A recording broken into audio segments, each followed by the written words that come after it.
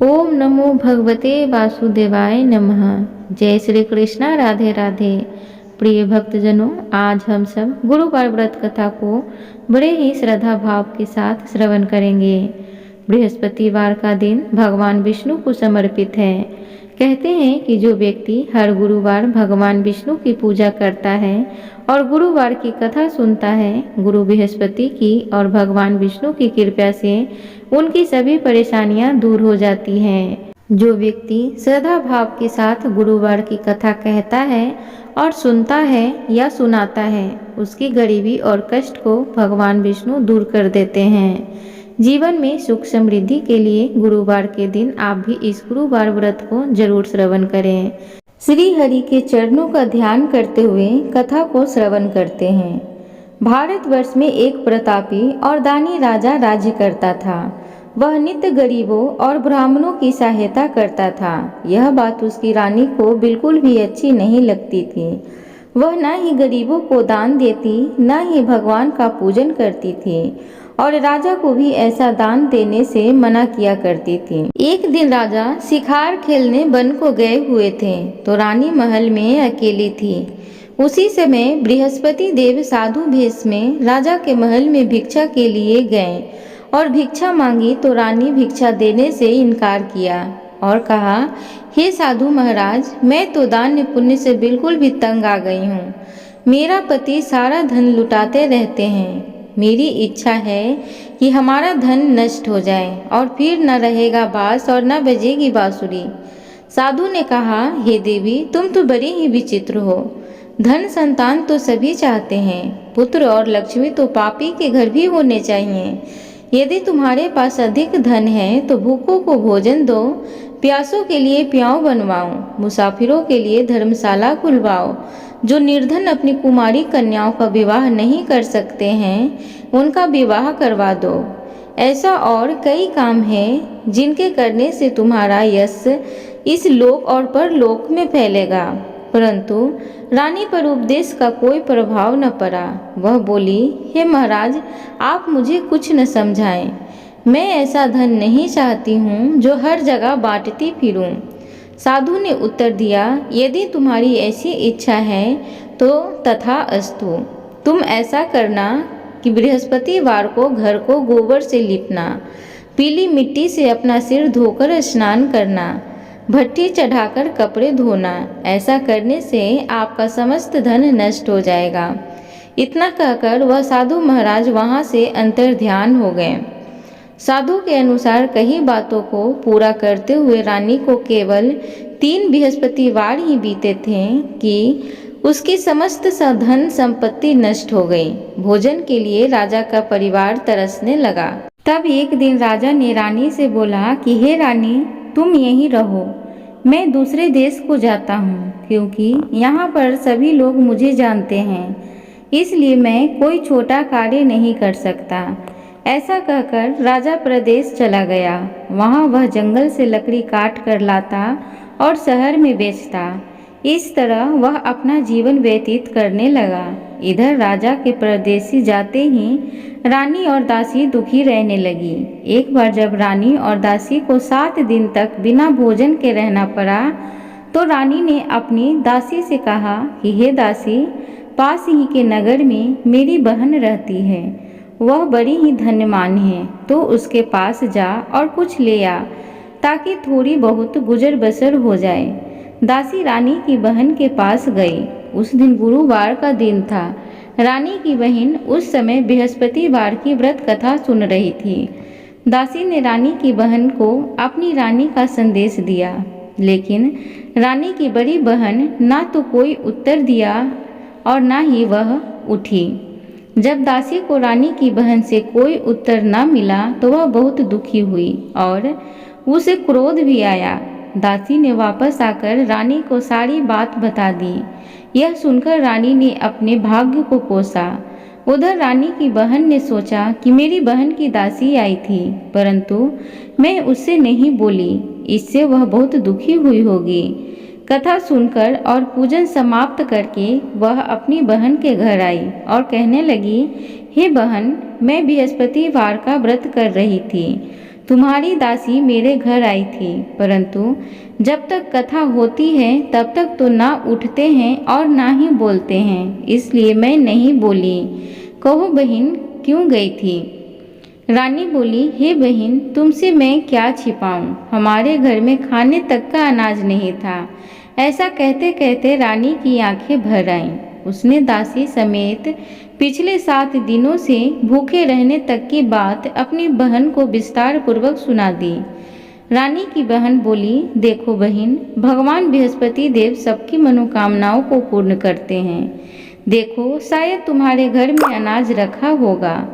पहले तो रानी को विश्वास नहीं हुआ, पर बहन के आग्रह करने पर उसने अपनी दासी को अंदर भेजा तो उसे सचमुच अनाज से भरा एक घड़ा मिल गया। यह देखकर दासी को बड़ी हैरानी हुई। दासी रानी से कहने लगी कि हे रानी, जब हमको भोजन नहीं मिलता तो हम व्रत ही तो करते हैं, इसलिए क्यों न इनसे व्रत और कथा की विधि पूछ ली जाए ताकि हम भी व्रत कर सकें। तब रानी ने अपनी बहन से बृहस्पतिवार के व्रत के बारे में पूछा। उसकी बहन ने बताया, बृहस्पतिवार के व्रत में चने की दाल और मुनक्का से विष्णु भगवान का केले की जड़ में पूजन करें तथा दीपक जलाएं, व्रत कथा सुने और पीला भोजन ही करें। इससे बृहस्पति देव प्रसन्न होते हैं। व्रत और पूजन विधि बताकर रानी की बहन अपने घर को लौट गई। 7 दिन बाद जब गुरुवार आया तो रानी और दासी ने व्रत रखा। गुड़साल में जाकर चना और गुड़ ले आई, फिर उससे केले की जड़ में तथा विष्णु भगवान का पूजन किया। अब पीला भोजन कहाँ से आए, इस बात को लेकर दोनों बहुत दुखी थे। चूँकि उन्होंने व्रत रखा था, इसलिए बृहस्पति देव उनसे प्रसन्न थे। इसलिए वे एक साधारण व्यक्ति का रूप धारण करके 2 थालों में सुंदर पीला भोजन दासी को दे गए। भोजन पाकर दासी प्रसन्न हुई और फिर रानी के साथ मिलकर भोजन ग्रहण किया। उसके बाद वे सभी गुरुवार को व्रत और पूजन करने लगे। बृहस्पति भगवान की कृपा से उसके पास फिर से धन संपत्ति आ गई, परंतु रानी फिर से पहले की तरह आलस्य करने लगी। तब दासी बोली, देखो रानी, तुम पहले भी इसी प्रकार आलस्य करती थी। तुम्हें धन रखने में कष्ट होता था, इस कारण सभी धन नष्ट हो गया, और अब जब भगवान बृहस्पति की कृपा से धन मिलता है तो तुम्हें फिर से आलस्य होता है।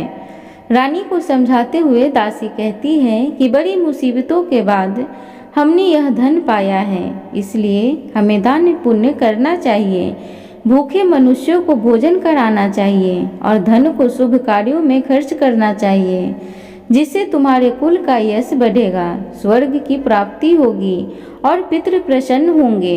दासी की बात मानकर रानी अपना धन शुभ कार्यों में खर्च करने लगी, जिससे पूरे नगर में उसका यश फैलने लगा। उधर एक दिन राजा दुखी होकर जंगल में एक पेड़ के नीचे आसन जमाकर बैठ गया। वह अपनी दशा को याद करके व्याकुल होने लगा। बृहस्पतिवार का दिन था। एकाएक उसने देखा कि निर्जन वन में एक साधु प्रकट हुए। वह साधु भेष में स्वयं बृहस्पति देवता थे। लकड़हारे के सामने आकर बोले, हे लकड़हारे, इस सुनसान जंगल में तू चिंता मगन क्यों बैठा है? लकड़हारे ने दोनों हाथ जोड़कर प्रणाम किया और उत्तर दिया, हे महात्मा जी, आप सब कुछ जानते हैं, मैं क्या कहूँ? यह कहकर रोने लगा और साधु को अपनी आत्मकथा सुनाई। महात्मा जी ने कहा, तुम्हारी स्त्री ने बृहस्पति के दिन बृहस्पति भगवान का निरादर किया है, जिसके कारण रुष्ट होकर उन्होंने तुम्हारी यह दशा कर दी है। अब तुम चिंता को दूर करके मेरे कहने पर चलो तो तुम्हारे सब कष्ट दूर हो जाएंगे और भगवान पहले से भी अधिक संपत्ति देंगे।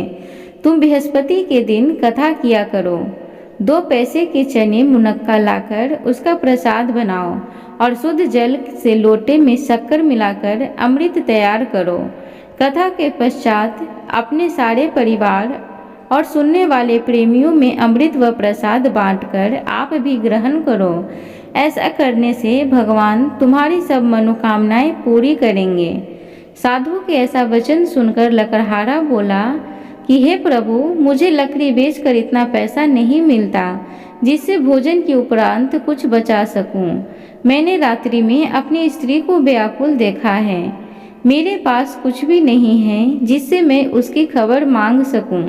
साधु ने कहा, हे लकड़हारे, तुम किसी बात की चिंता मत करो। बृहस्पति के दिन तुम रोजाना की तरह लकड़ियां लेकर शहर को जाओ।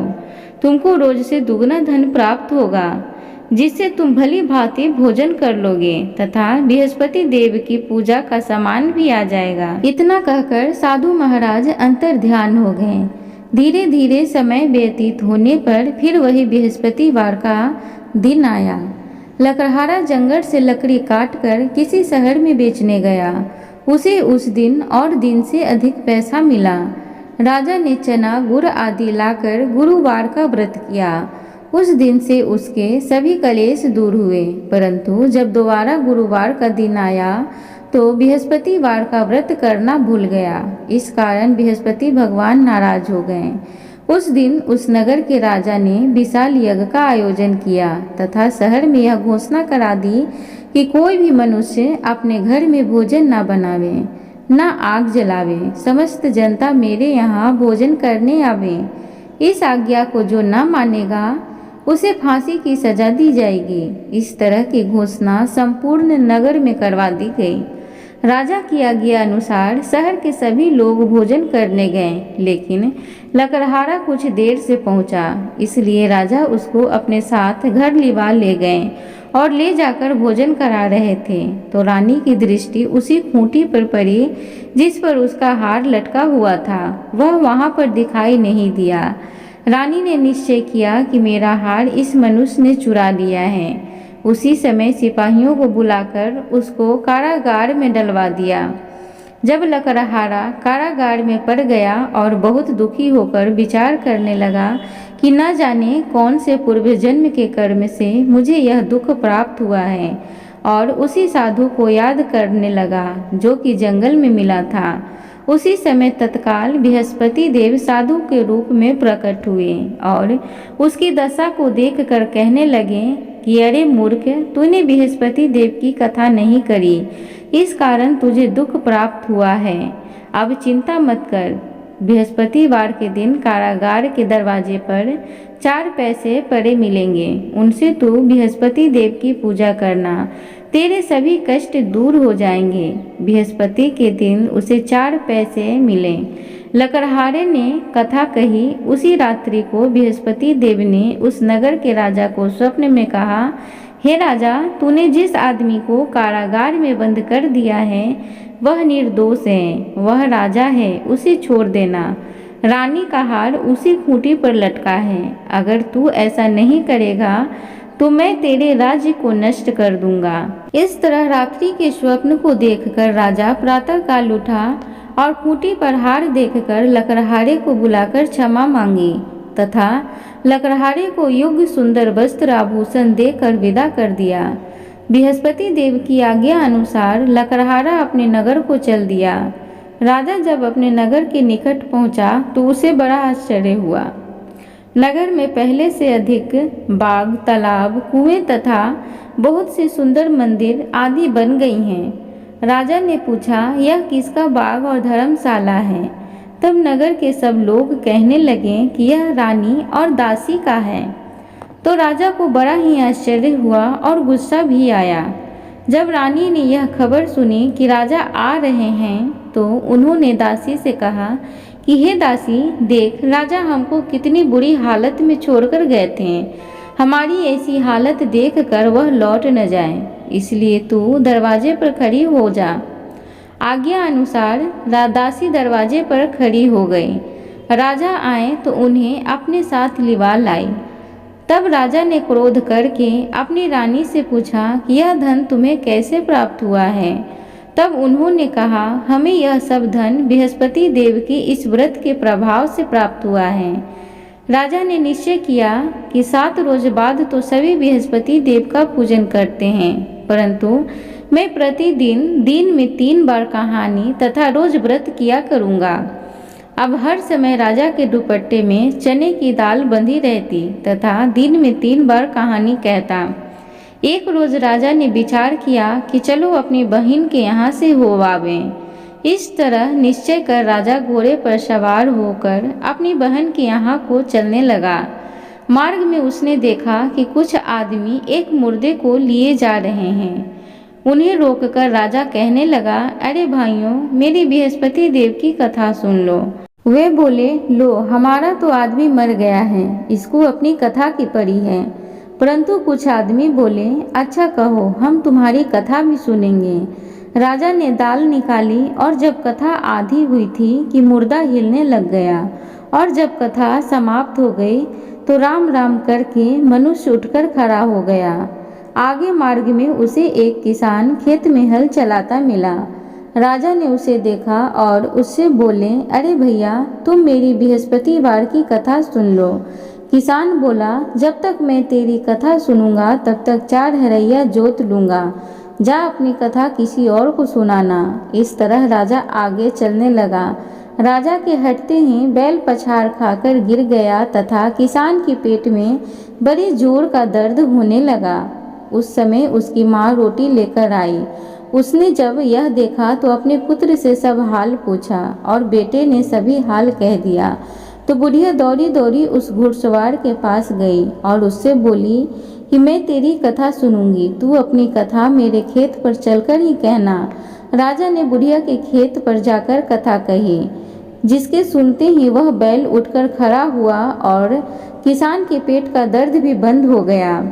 राजा अपनी बहन के घर पहुंचा। बहन ने भाई की खूब मेहमानी की। दूसरे रोज प्रातःकाल राजा जगा तो वह देखने लगा कि सब लोग भोजन कर रहे हैं।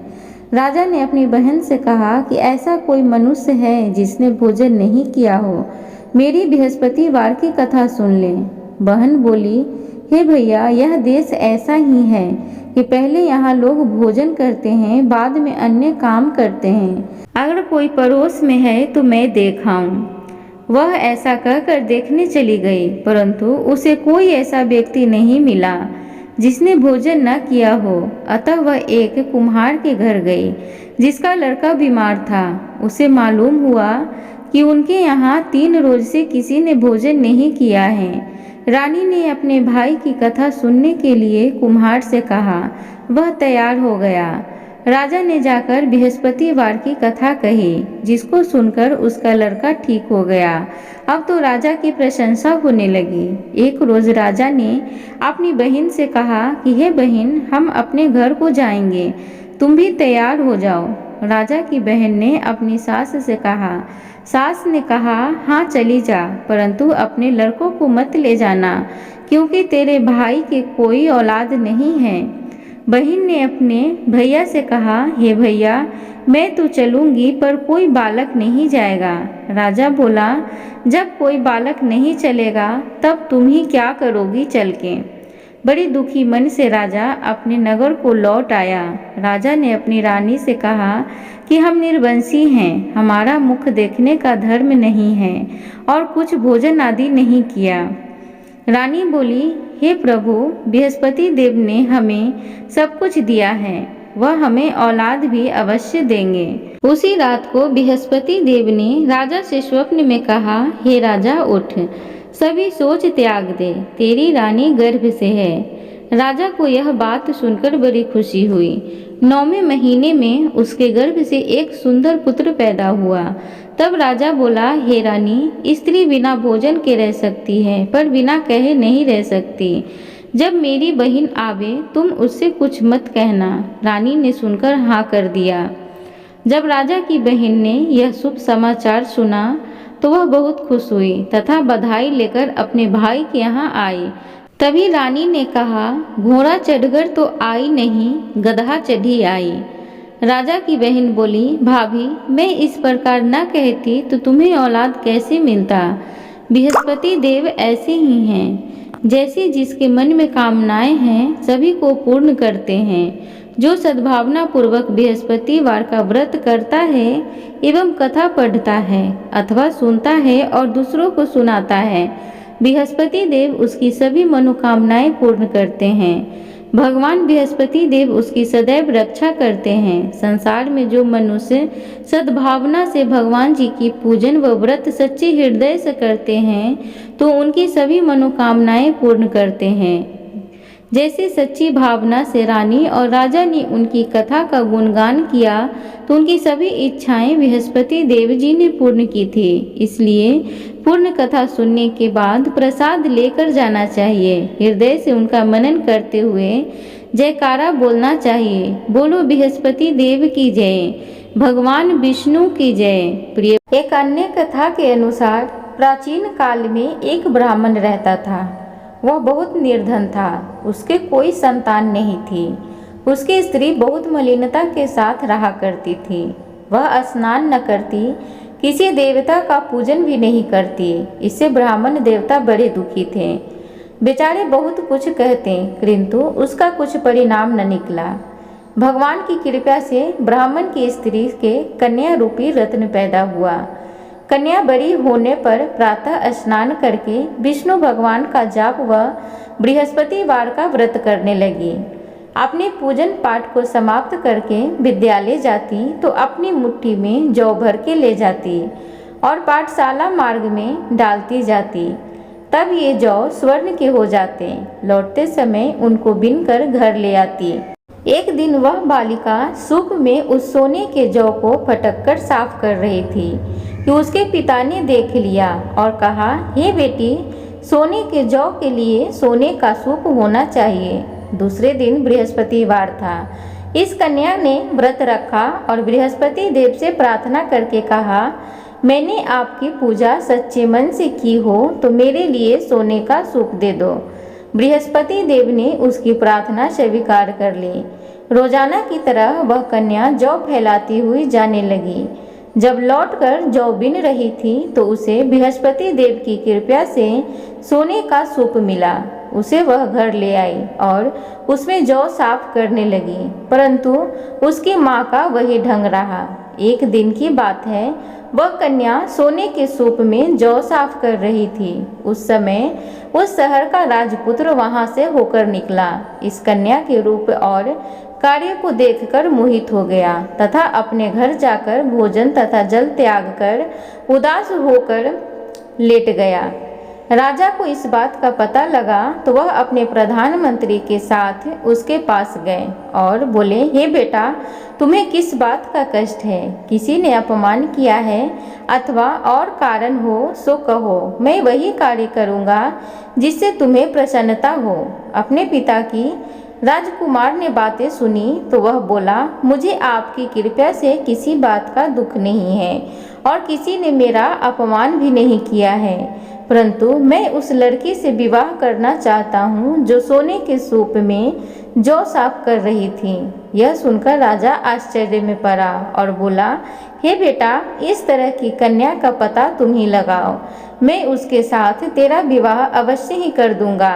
राजकुमार ने उस लड़की की घर का पता बतलाया। तब मंत्री उस लड़की के घर गए और ब्राह्मण देवता को सभी हाल बतलाया।